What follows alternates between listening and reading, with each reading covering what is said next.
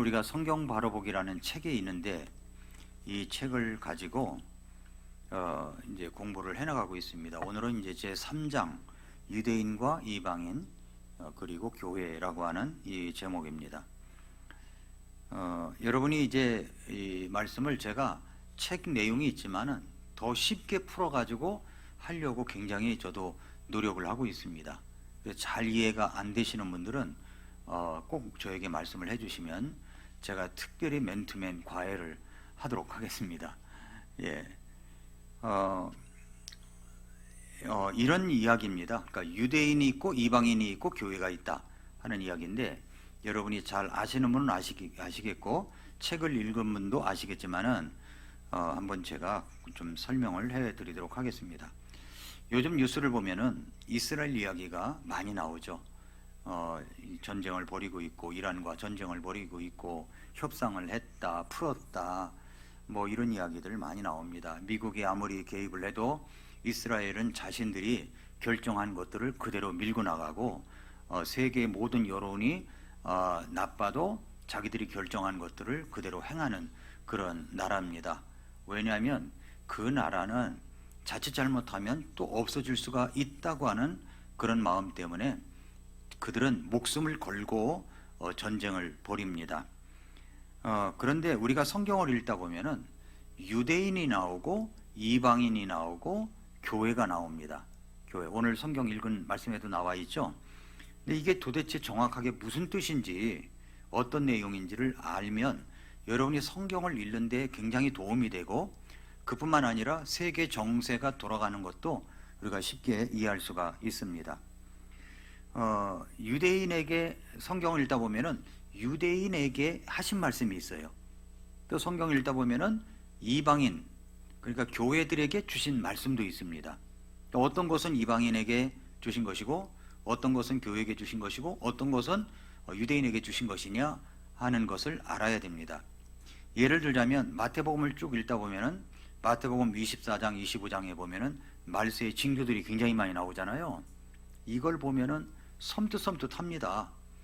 그런데 이것을 마치 우리들에게 주신 말씀처럼 생각하고 읽기 쉽다는 거예요.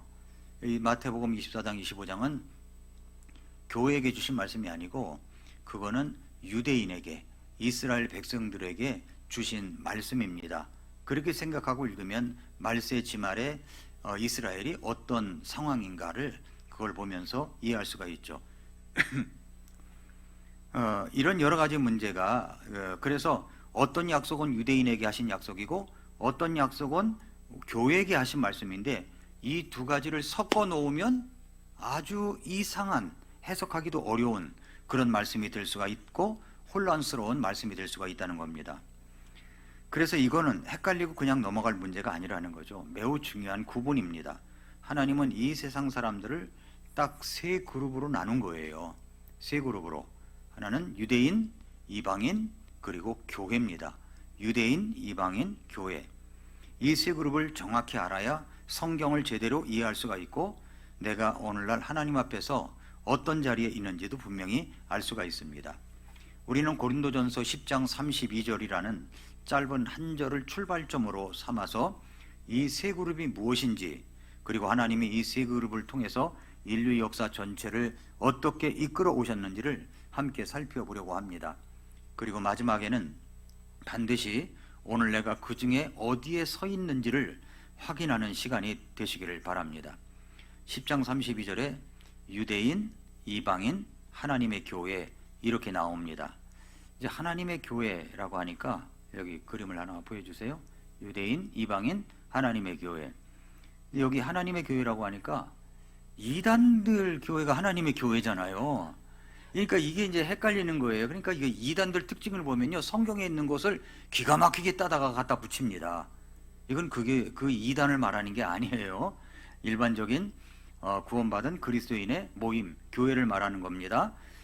이단, 하나님의 교회는 안상홍 증인회라고 합니다. 안상홍을 아버지 하나님으로 믿었던 이단입니다. 그러니까 안상홍이 죽었어요. 죽으니까 그 부인 장길자라고 있는데 장길자를 또 어머니 하나님이라고 불러요. 어머니 하나님이라고. 어떻게 그런 이야기를 사람들이 귀담아 듣고 속아 넘어가죠? 그리고 이 하나님의 교회는, 신천지나 하나님의 교회는 돈이 많아요. 그래서 이 선교사에 이걸 만드는 집사님 한 분이 계시는데, 이분이 이단들이 자기 먹여 살린대요. 이단들만 장의자를 한다는 겁니다. 이단들이 그렇게 많다는 거예요. 주문이 들어오니까 어쩔 수 없죠. 가서 해야 되니까. 그렇게 많다는 겁니다. 교회 인수해가지고 리모델링 해가지고, 그리고 장의자 놓고 그리고 이제 사람들 오게 하고 그런다는 거죠. 그 이단들이 참 돈이 많아요. 왜 그런지 아십니까? 모든 걸 돈을 목적으로 해서 설교를 하고 이야기를 하면 다 넘어갈 수밖에 없습니다. 그래서 성경적으로 하고 바르게 하면 사실 헌금도 더 많이 나와야 되는데 그게 잘 그렇지가 않은 것 같아서 그렇습니다. 근데 여기 하나님의 교회라고 하니까 이단들과 이게 좀 헷갈리지 않도록 여러분 우리가 조심해야 될 것입니다. 유대인, 헬라인, 그리고 하나님의 교회에 거치는 자가 되지 말라라는 말씀을 했습니다. 근데 이 말씀이 어떤 상황에서 나온 말씀인지 좀 봐야 됩니다. 고린도전서 8장부터 10장까지는 굉장히 실제적인 문제를 다루고 있는 장입니다. 당시 고린도라는 도시에서는 시장에서 파는 고기 중에 상당수가 우상 신전에서 제사를 드리고 온 그런 고기들이 굉장히 많았습니다. 그러면 우상에게다 바친 그런 제사 음식을 먹어야 되느냐 안 먹어야 되느냐 하는 그런 문제 때문에 굉장히 좀 믿음이 약한 성도들은 시험에 들기도 하고, 믿음이 강한 성도들은 뭐 그게 어떠냐 이렇게 생각하기도 했습니다. 오늘날로 치면은 어떤 성도에게는 아무렇지도 않은 일이 어떤 성도에게는 신앙의 걸림돌이 될 수도 있는 그런 종류의 문제였다는 것입니다. 바울은 10장의 마지막 부분에서 결론을 내립니다. 내 자유가 소중한 것도 맞지만 그보다 더 중요한 게 있다. 바로 누구도 걸려 넘어지지 않게 하는 것이다. 이렇게 이야기를 하고 있습니다. 그러면서 바울은 그 시대에 실제로 존재하던 세 그룹의 사람을 구체적으로 언급하는 겁니다. 그것이 바로 유대인, 헬라인, 그리고 하나님의 교회라고 하는 거죠. 여기서 이제 꼭 주목해야 할 게 있는데, 바울이 고린도전서를 쓴 시점은 예수님이 부활하시고 교회가 시작된 지 아마도 20년쯤 지난 그런 때였습니다. 그런데도 바울은 여전히 구분을 하는데 유대인, 이방인, 그리고 교회 이렇게 나눈다는 거예요. 그러니까 무슨 뜻이냐면은 교회가 생겼다고 해서 유대인과 이방인이라는 구분이 사라져 버린 게 아니라는 겁니다. 지금도 하나님은 이 세 그룹을 정확하게 구분해서 보고 계신다는 뜻입니다. 그럼 이 세 그룹이 어디서부터 시작됐는지 잠깐 좀 짚어보겠습니다. 유대인의 역사는 하나님 아브라함이라는 한 사람을 부르셔서 내가 너를 큰 민족으로 만들겠다고 약속하신 창세기 12장에서부터 시작이 되는 것이고, 그리고 아브라함의 아들 이삭, 손자 야곱에게 다시 확인되었고, 그것이 나중에 이제 유대 민족이 되었죠. 그 다음에 이방인은 어떤 사람이 이방인입니까? 유대인이 아닌 사람은 다 이방인인 거예요. 그렇죠? 그리고 교회는 뭐냐면, 교회는 예수님께서 십자가에서 죽으시고 부활하신 후에 오순절이라는 날에 새로 시작된 그룹입니다. 그날에 베드로가 설교를 했을 때 3,000명이 회개하고 예수님을 구주로 영접을 해서 교회에 더해졌다라고 말씀을 했습니다. 그 그룹이 바로 교회라고 하는 겁니다. 이 세 그룹을 이제 하나씩 이제 자세히 살펴보도록 하겠습니다. 여러분이 이제 설교 노트에 보면은 첫 번째 도표가 나와요.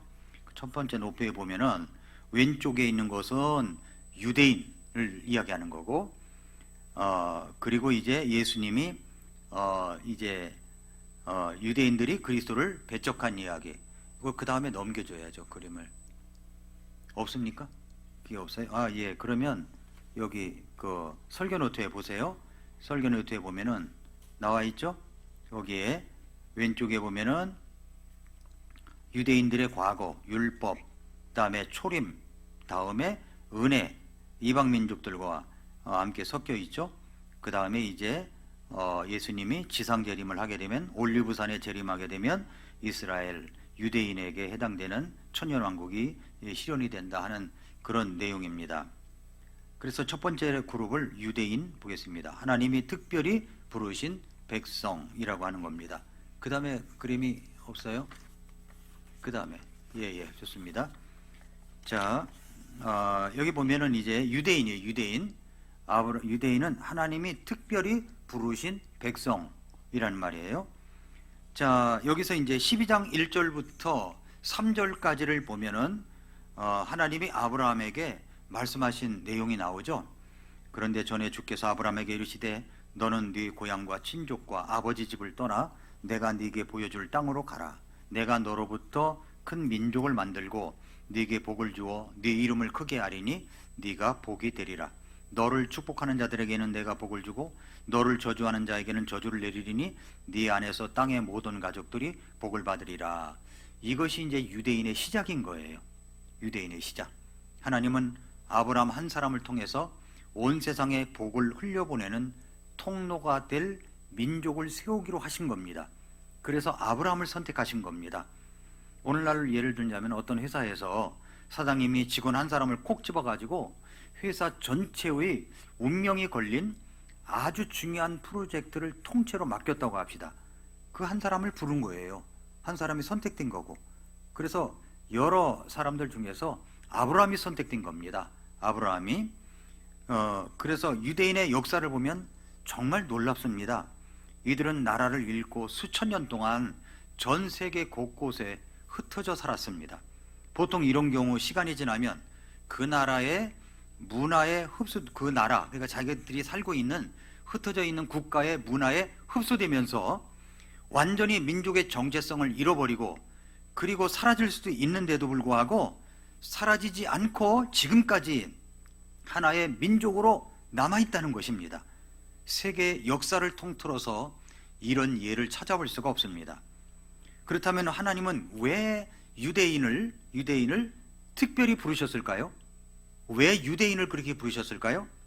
첫째 이유는 하나님이 실제로 살아계신다는 것을 세상에 보여주시기 위해서 그렇습니다.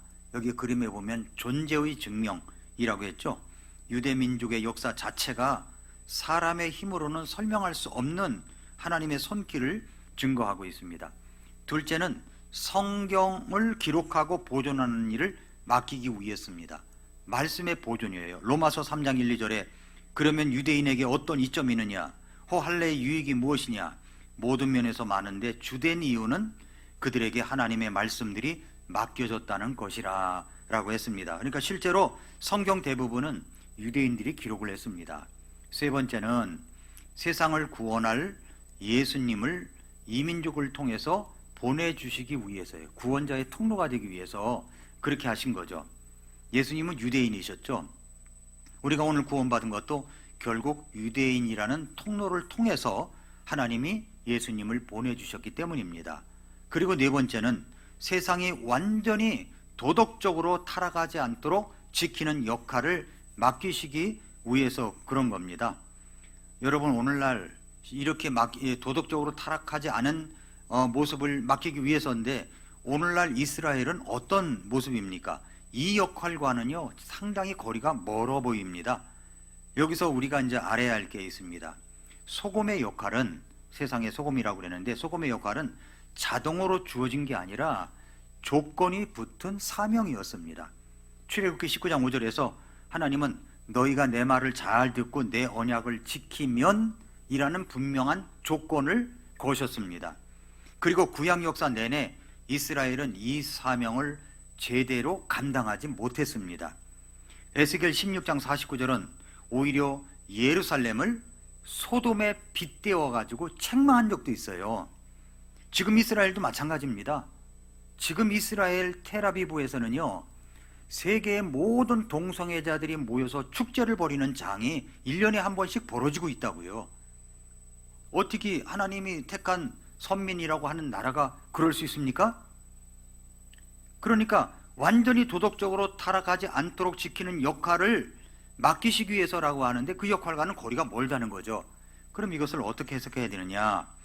로마서 11장 25절이 말하는 대로 지금은 민족적으로 하나님과 멀어진 시기이기 때문에 소금의 역할을 온전히 못하고 있는 것이 오히려 당연하다고 볼 수가 있습니다.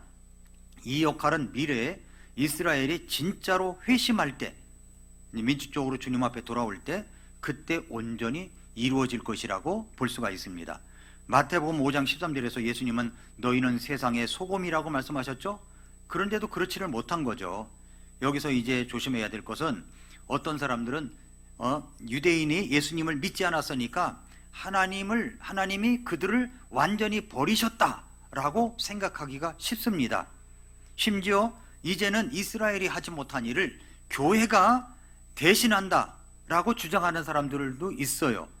이것이 이제 대체설이라고 하거든요. 대체설. 근데 그렇지 않습니다.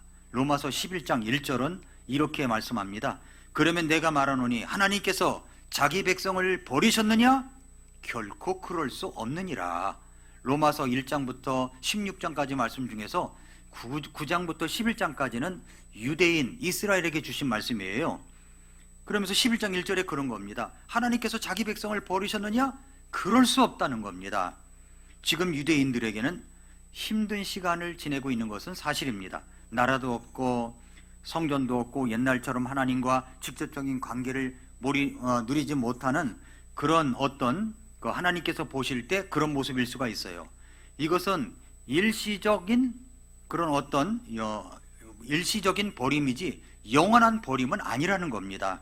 11장 25절이 말하는 대로, 로마서 11장 25절이 말하는 대로 일시적으로 부분적으로 눈이 가려진 것, 그런 상태일 뿐이라는 겁니다.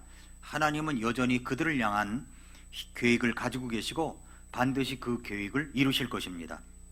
그래서 우리는 어떻게 해야 되느냐면은, 우리 이방인들, 그러니까 교회는 어떤 것을 해야 되냐면은 시편 122편 6절처럼 해야 됩니다. 한번 보세요. 시편 122편 6절 말씀. 네. 시편 122편 6절 말씀 한번 열어보겠습니다.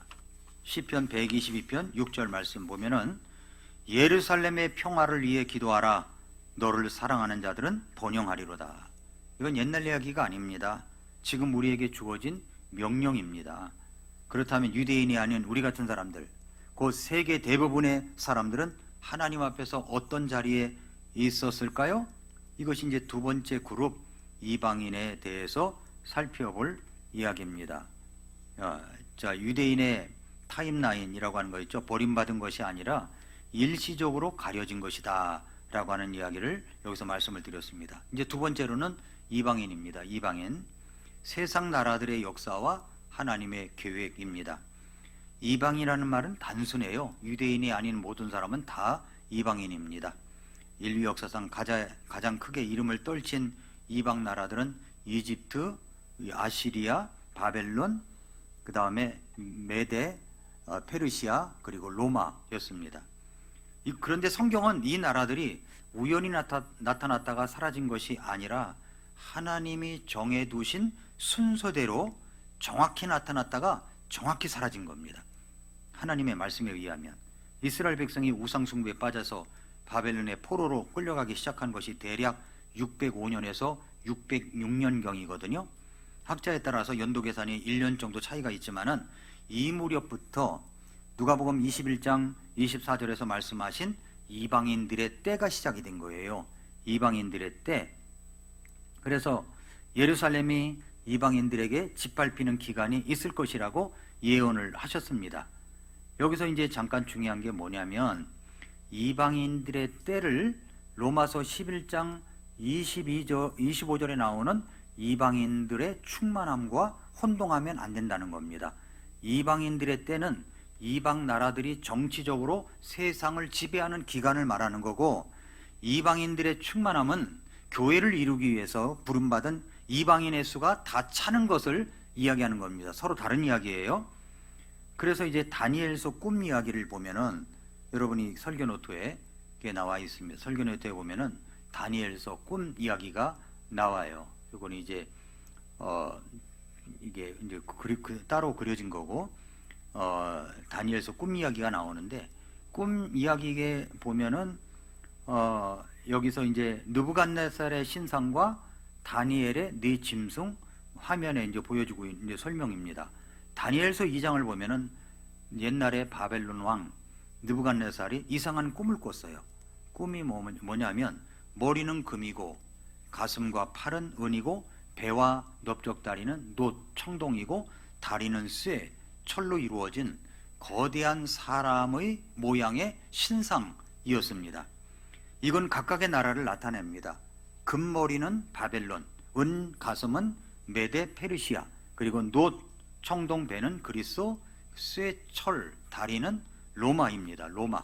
이런 순서대로 나라가 나온다는 거예요. 이 나라가 있기도 전에 이제 바벨론 시대 때 말씀을 나온 겁니다. 이 나라들이 이렇게 차례대로 세상을 지배하게 된다라는 이야기죠. 그런데 흥미로운 것은 시간이 흐른 후에 다니엘도 비슷한 환상을 보았는데 정확하게 네 나라가 짐승으로 나타나 있어요. 짐승으로. 사자는 바벨론, 곰은 메데 페르시아, 표범은 그리스, 그리고 무섭게 생긴 열불 짐승은 로마입니다. 로마. 왜 똑같은 나라가 어떤 때는 웅장한 금속 신상으로, 어떤 때는 무서운 짐승으로 나타났을까요? 아주 여기에 중요한 메시지가 있습니다. 사람의 눈으로 볼 때 어떤 나라들은 부유하고 강력하고 대단해 보입니다. 그런데 하나님의 눈으로 보면 이 나라들은 서로 물어뜯고 삼키려고 싸우는 탐욕스러운 짐승들에 불과하다는 겁니다. 짐승으로 비유한 것이 그런 예입니다. 겉으로는 화려하고 위대해 보이고 무섭게 보이죠. 그 속을 들여다보면 결국 힘과 욕심으로 굴러가는 것이 세상 권력의 본질이라는 것을 하나님이 우리에게 보여주고 계신 것입니다. 저는 오늘 아침에 우리 어느 분이 기도할 때 정치 위정자들이 하나님을 두려워할 수 있도록 도와달라고 그렇게 이야기하잖아요. 우리가 기도할 때 그러잖아요. 위정자들이 하나님을 두려워하는 사람들이 될 수 있게 해달라고. 저는 그것이 기도응답이 안 되면은요, 하나님이 얼마나 두려우신 분인가를 보여주신다고 저는 생각합니다. 그런데 하나님이 정말 얼마나 무서운 분인가를 보여주면은 무서운 겁니다. 그거는 엄청 무서운 거예요. 뭐가 좋으냐? 내가 하나님을 두려워하는 법을 배우는 게 훨씬 더 쉽다는 겁니다. 훨씬 더 안정적이라는 거죠. 하나님은 정말 두려우신 분이세요. 여러분, 이제 우리가 어떤 뭘 잘못해가지고 징계를 받는다라고 생각될 때 있잖아요. 그런데 맞으면 상당히 아픕니다. 상당히 아파요. 너무 아프다고 우리가 소리 지를 때가 있지 않습니까? 하나님은 불의를 그냥 넘기시는 분이 아닙니다. 이리저리 법망을 피해 다닌다고요? 하나님 손에 걸려들면 여지없습니다. 이게 무서운 거예요. 이걸 무서워하지 않는다고요. 하나님께서 시범적으로 저는 하실 날이 올 것이다. 저는 그렇게 생각하고 있습니다. 그러니까 하나님께서 각 나라들을 볼 때 그 짐승과 같은 모습들이라고 하는 겁니다. 탐욕스러운 모습들이라는 거죠. 그런데 이 신상 이야기의 결말이 중요해요. 결말이 어떠냐면은 사람의 손을 대지 않았는데 저절로 생겨난 돌 하나가, 그걸 뜨인 돌이라고 그러죠.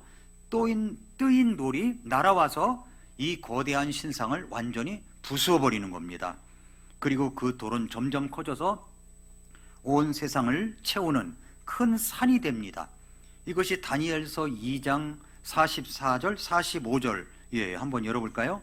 44절 45절 보니까 이 왕들의 시대에 하늘의 하나님께서 결코 멸망하지 아니할 한 왕국을 세우실 터인데 이 왕국은 다른 백성에게 남겨지지 아니할 것이며 도리어 이 모든 왕국들을 부수어 그랬죠? 부수어 산산조각 내서 소멸시키고 영원히 서리이다.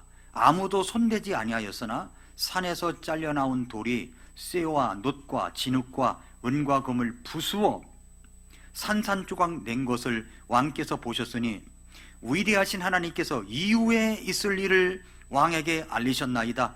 그 꿈은 확실하며 그 꿈의 해석은 확실하니이다. 다니엘이 확실한 것을 지금 이야기하는 겁니다. 하늘의 하나님께서 결코 멸망하지 아니할 한 왕국을 세우신다 말씀하셨죠. 이 돌이 누구냐? 바로 예수 그리스도이십니다. 예수님이 다시 오실 때, 이 땅에 지상재림을 하실 때 세상의 모든 나라들을 물리치시고 영원히 멸망하지 않을 나라, 곧 천년 왕국을 세우신다, 그 말씀을 하시고 있는 겁니다. 여기서 우리가 조심해야 할 것이 있는데, 어떤 사람들은 세상이 언제 끝날지 막 정확한 날짜 계산하려고 굉장히 시도를 하죠. 그런데 그런 계산들은 역사적으로 계속 내려왔잖아요. 다 틀렸습니다. 우리가 확실히 알 수 있는 것은 딱 한 가지, 예수님이 다시 오실 때 모든 나라들의 역사는 끝난다 하는 겁니다. 역사는 끝나는 거예요. 날짜를 맞추려고 하지 말고 대신에 언제든지 다시 오실 예수님을 기다리는 마음으로 살아가야 됩니다. 성도 여러분, 요즘 국제 뉴스를 보면은 마음이 불안해질 때가 참 많습니다. 그렇죠? 전쟁, 갈등, 혼란스러운 정세 소식들을 들으면 걱정이 앞설 수가 있습니다. 미국도 마찬가지예요. 미국도 공산주의가 있어요. 공산주의 사상을 따르는 사람들이 있습니다. 그러니까 트럼프 대통령이 그 싸움을 공산주의를 거는 이유가 있는 겁니다. 트럼프 대통령이 좀 뭐 우리나라의 신문, 뉴스, 방송에서 이야기하는 것처럼 이상한 사람이 아니에요. 그분은 거대한 기업의 회장이었습니다. 엄청난 사람이었어요. 그런데 우리나라의 신문, 언론 방송은 미국의 좌파 방송을 받아가지고 그대로 하기 때문에 트럼프가 이상한 할아버지, 이상한 사람으로만 비춰지는데 그분 그런 분이 아닙니다. 결코 그런 분이 아니에요. 만만한 게 아닙니다. 뜬금없이 엊그저께는 김정은이랑 있었던 사진을 이렇게 올렸다고 그러더라고요. 그거 그냥 올린 게 아닙니다. 다 계산이 있는 거예요. 이분은 계산이 있어요. 그리고 이분은 철저한 반공주의자입니다. 공산주의를 미워해요. 공산주의를. 그러니까 공산주의 그 미국에도 스파이가 있어가지고 어떤 사람이 걸려들었죠. 우리나라도 중국의 어떤 사람이 스파이 노릇을 하다가 걸려들었습니다. 중국에. 그 중국 스파이들이 그렇게 각 나라마다 너무나도 많다는 거죠. 각 나라마다. 그러니까 이 중국이라는 공산당은 세계 곳곳을 그런 식으로 침투하고 있는 겁니다.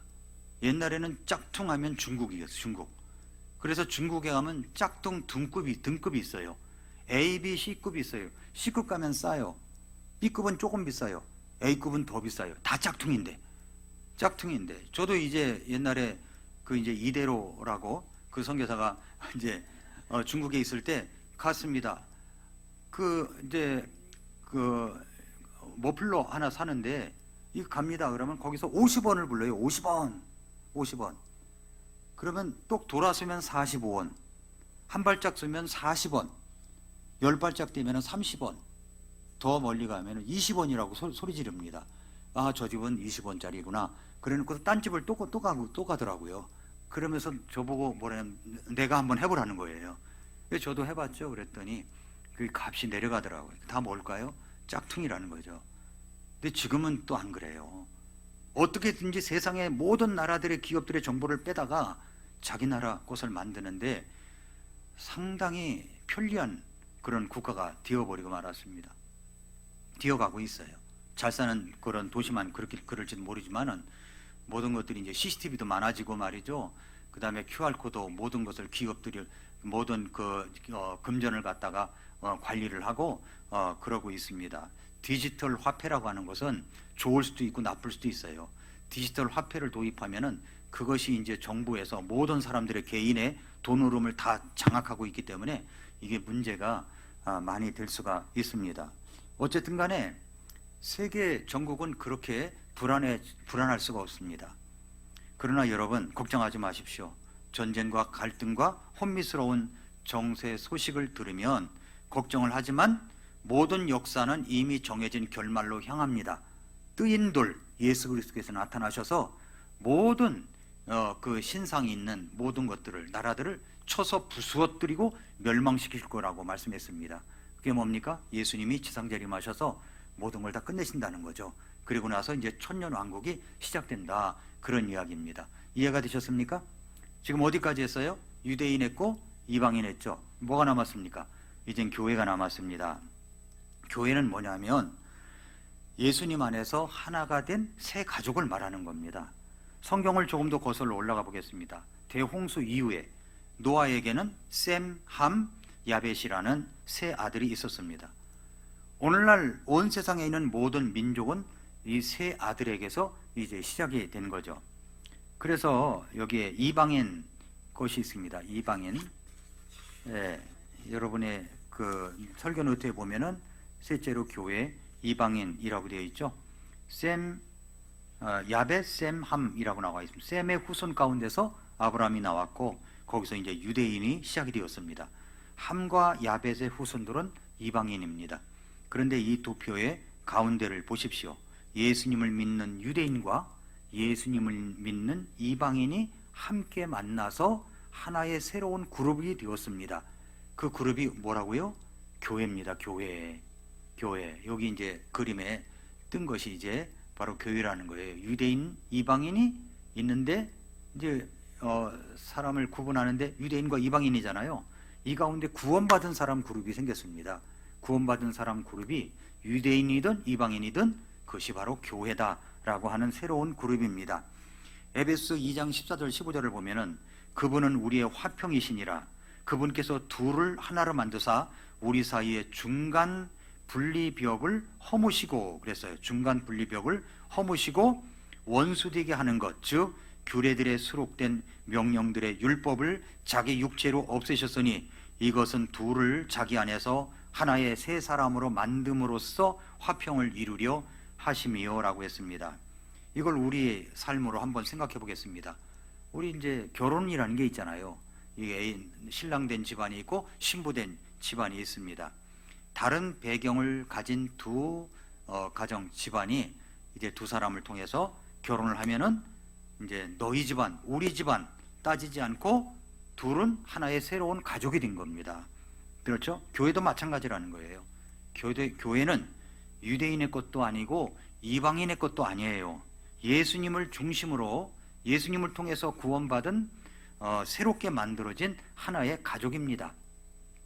그래서 이 두 표의 아래쪽을 보면은 이제 중요한 장면이 하나 나오는데, 앞으로 힘든 시기가 지난 후에 예수님 앞에서 그때 살아있는 온 세상 민족들이 심판을 받는 이야기가 나옵니다. 자, 마태복음 25장 31절부터 46절에 나오는 이야기인데 한번 열어보세요. 이게 중요한 이야기입니다. 여러분이 펜을 가졌으면 꼭 거기다가 체크를 하십시오. 그러면 여러분이 성경을 읽을 때 이거는 그런 내용이구나 라고 하는 것들을 알게 될 겁니다. 31절부터 왕께서 청년왕국 전에 양과 염소를 심판하심, 요엘 3장 이런 이야기가 나오죠. 요엘서 3장에 그런 이야기가 나온다는 겁니다. 근데 마태복음 25장 31절부터 이제 46절에 나오는 이야기인데, 이건 목자가 양과 염소를 가르는 것에 비유를 하고 있습니다. 목자가 양과 염소를 정확하게 갈라놓듯이 예수님도 그날에 사람들을 갈라놓는다라고 하는 겁니다. 그래서 여기서 이제 성경에 심판이라는 게 있습니다. 여기 심판, 세 가지 심판의 완벽한 구분, 여기 도표를 보시게 되면은 그런 이야기가 여기에 나옵니다. 예, 설교 노트에도 나와요. 여기 보시면 심판이 세 종류가 있는 거예요. 오늘 이제 생소한 심판 하나를 소개합니다. 첫째는 그리스도의 심판석, 공중에서 일어난다고 그랬죠. 우리가 들림 받아서 주님 앞에 가면은 거기서 그리스도의 심판석, 이미 구원받은 성도가 대상인데 휴거 후에 하늘에서 이루어집니다. 이거는 구원 여부가 아니라 이 땅에서 삶에 대한 상급과 보상입니다. 예. 그 다음에는 뭐냐면 마태복음 25장 31절부터 46절에 나오는 이야기인데, 이건 민족들 심판입니다. 민족들 심판이 언제 이루어지냐면은 예수님이 지상에 재림하시고 나서 천년왕국 전에 그 사이에 이루어지는 겁니다. 7년 환란기 끝에 살아있는 이방 민족들을 대상으로 하는 거예요.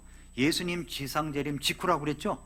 환란기 동안 이스라엘 이제 환란기 7년 환란기가 지나지 않습니까? 이스라엘이 엄청 고통을 받지 않습니까? 그 환란기 동안에 이스라엘을 어떻게 대했는지에 따라서 천년왕국의 입성 여부가 결정이 되는 겁니다. 입성 여부가 결정되는 거예요.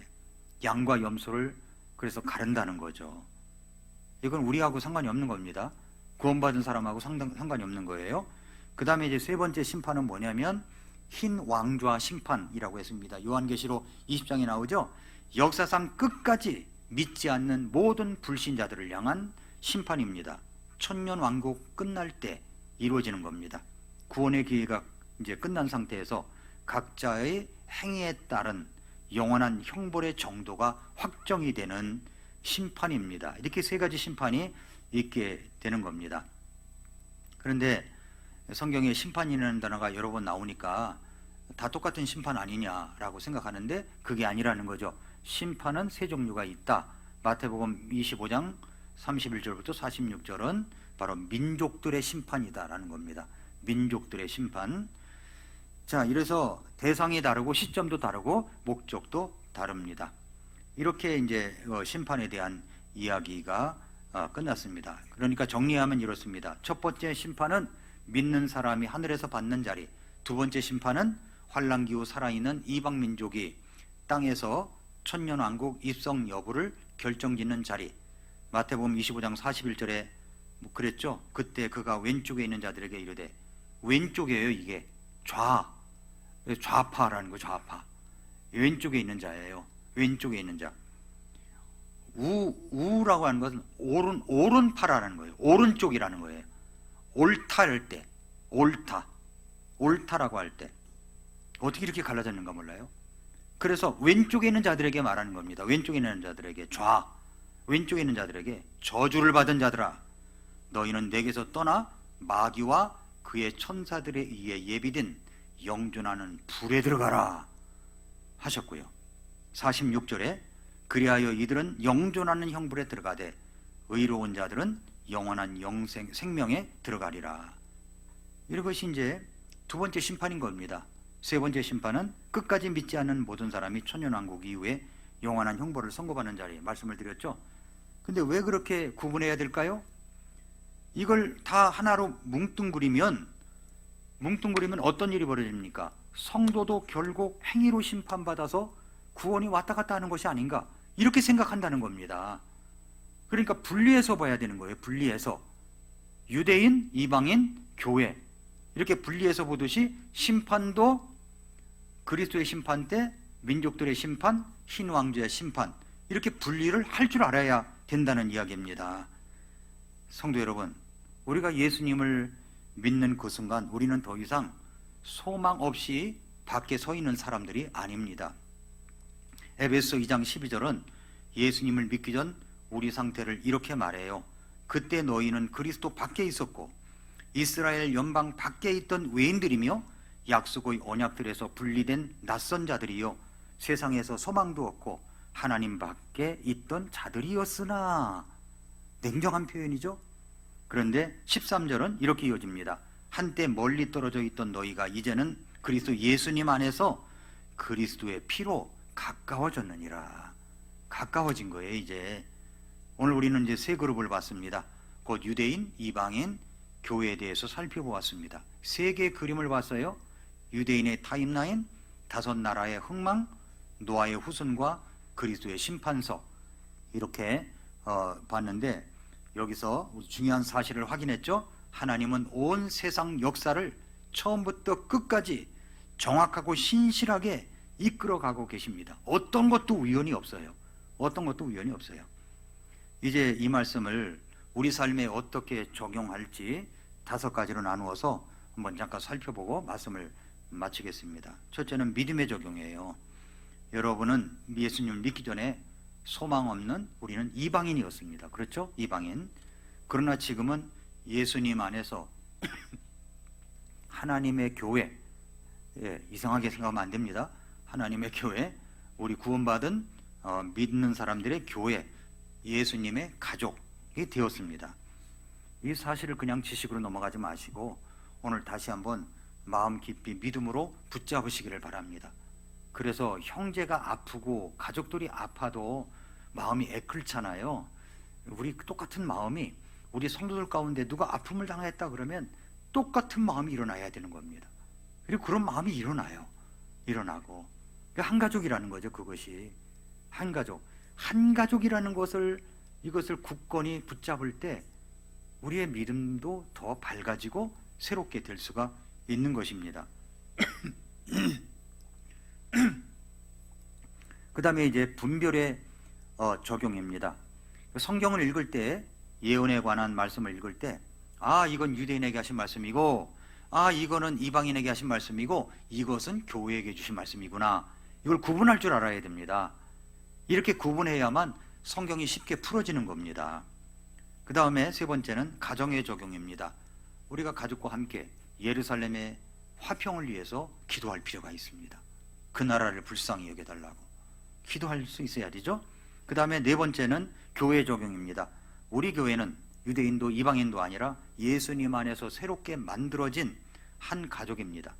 우린 서로 배경도 다르고 살아온 삶이 다르더라도 성격도 다르고 기질들도 다 달라요.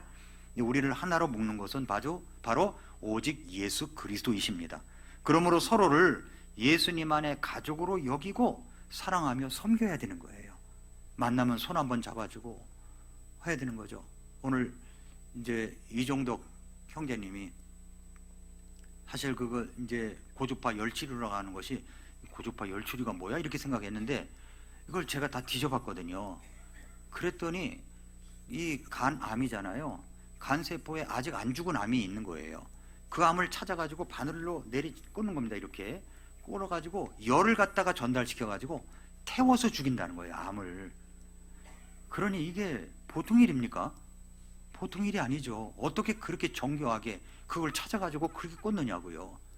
그래서 그걸 보면서 그걸 이제 자료를 찾으면서 하나님 앞에 기도하게 되더라고. 하나님 도와주십시오. 그래서 이제 입원하셨다고 하길래 전화드리고 이제 뭐 격려하고 기도해드리고. 근데 오늘 아침에 만나서 이야기를 하는데 다 목사님이 기도해 주신 덕분입니다. 그래서 아니면 우리 교회 성도들이 기도했습니다. 그랬더니 우리 김명재 자매님은 눈물까지 흘리시더라고요. 이중덕 형제님이 그 말을 했다고. 하나님이 기도로 그랬다고. 참 뒤에서 얼마나 기도했겠어요. 가족 친지들의 구원을 위해서. 근데 아주 생짜배기 아무것도 정말 모르는 분 같았던 분이 어느 날 교회에 나오고 말이죠. 와이프 태워주기 위해서 내가 아니면은 운전 못하니까 교회를 못 나오다 생각하고 이렇게 태워다 줬는데 쓱 올라왔다는 거 아닙니까? 그냥 쓱 올라왔다는데 이분 큰 간증거리예요. 정말 너무 놀라워요. 이 한 가족이 된 거예요. 한 가족이. 너무 감사하지 않습니까? 너무 감사하죠. 이런 일들이 우리 서로 가족이니까 그 집안일이 우리 집안일이야. 이런 의식, 이런 깨어있는 모습이 될 때 우리 교회는 정말 사랑이 있는 그런 가족이 될 수가 있는 겁니다. 기도 제목을 올리면 정말 기도한다고 하고 그분이 교회에 오면 손 한번 잡아주고 다음 주에 이제 오영삼 형제님 올 거잖아요. 예. 우리 오영삼 형제님은 아프시기 전과 후가 좀 더 달라졌다. 난 그런 생각이 드는데 나순자 자매님이 제일 잘하실 거고 예. 얼마나 애틋하겠어요. 어차피 우리는 이 땅에 와서 한 번 주는 것은 사람들에게 정해진 것이지만 그러나 그 안에 우리가 살아갈 때 건강하게 살아가야 되지 않습니까? 주님 오시기 전까지. 그리고 우리는 주님을 만날 날이 곧 다가오는데 그 교회의 적용이에요. 그리고 소망의 적용. 지금 우리는 여전히 이방인의 때 한복판을 살아가고 있고 국제 정세를 보면 불안하기 짝이 없습니다. 우리나라가요 대단한 나라입니다. 우리나라가 왜 그러냐면 유럽 같은 데 보면은요 다 지저분하고 거지들이 그렇게 많대요. 거지들이. 우리나라도 있긴 있는 것 같은데 요즘은 안 와요. 잘 안 와요. 근데 우리나라가 어떤 나라? 이게 그냥 된 나라입니까? 우리 예수님 믿고 구원받은 하나님의 사람들이 구원받고 나서 기도하고 정말 새벽에 기도하고 말이죠. 날마다 기도하고 그랬던 나라입니다. 우리나라가 그냥 된 게 아니에요. 무슨 K-팝이나 K-드라마 때문에 된 게 아니라고요. 이 K자는 우리도 K자가 들어가잖아요. 그렇게 된 게 아니라고요. 예수님 때문에 그렇게 된 거고 교회 때문에 그렇게 된 겁니다. 맞습니까? 선교사를 그렇게 많이 파송한 나라예요. 그런데 그 선교사 파송한 선교헌금에 그 증여세를 때리면 어떡합니까? 도대체가 이게 나라입니까? 이게? 그러면 안 되는 거죠. 안 되는 거예요. 그건 하나님을 두려워할 줄 모르는 사람들입니다. 하나님을 두려워할 줄 모르면요, 하나님이 어떤 분인가가 나오는 겁니다. 이제 우리나라가 그냥 세워진 나라가 아닙니다. 외국 사람들이요, 우리나라 오려고 얼마나 노력하는지 몰라요. 유럽에 BTS가 가면은 막 사람들이 한국어로 떼창을 부른대. 그게 BTS 때문에 그런 거예요. 우리나라가 곳곳에 선교사님들이 가서 태권도 선견이 무슨 선견이 해가면서 곳곳에서 정말 이 생명을 잃어가면서까지도 그렇게 복음을 전하고 있는 겁니다. 우리 여병모 선교사님 거기에 복음을 전하러 갔다가 자기 그 교회당 거기에서 한 사람의 생명이 이루어졌다고 하니까 그냥 막 두렵고 떨림으로 막 어쩔 줄 몰라 하는 것이 전화 음성에서 느껴지더라고요. 그렇게 세워진 나라예요. 그렇게 세우고 가는 겁니다. 이 선교가 그런 것입니다. 그러니까 정말 우리는 정신을 똑바로 차려야 되는 거예요. 소망의 조경입니다. 지금 우리는 여전히 이방인 때 한복판을 세우고 있지만 이제 곧이어서 모든 것들이 뜨인 돌이 이 세상의 모든 나라들을 쳐서 멸망시킬 것이고, 그리고 이제 민족들의 심판을 받고, 그리고 천년왕국이 시작이 될 것입니다. 이제 오늘 말씀을 한 문장으로 정리하고 마치겠습니다. 나는 이제 지금 하나님 앞에서 어디에 서 있습니까? 하나님은 유대인과 이방인과 교회를 나누어 보고 계시고, 예수님을 묻는 우리는 이제 하나님의 교회, 예수 그리스도의 교회, 곧 예수님의 가족이 되었습니다. 그래서 나는 지금 어디에 서 있는가? 나는 정말 예수님을 믿음으로 정말 그분의 가족이 된 사람인가를 봐야 됩니다. 그리고 교회 안에 들어오셨다면 끈끈한 정이 있어야 돼. 어려움도 슬픔도 같이 하고, 고통도 같이 하고, 기도 제목도 내놓고, 그래야 되는 겁니다. 오늘이 바로 여러분이 밖에 서 있던 자리에서 예수님 안으로 들어온 그런 귀중한 현장을 확인하는 자리입니다.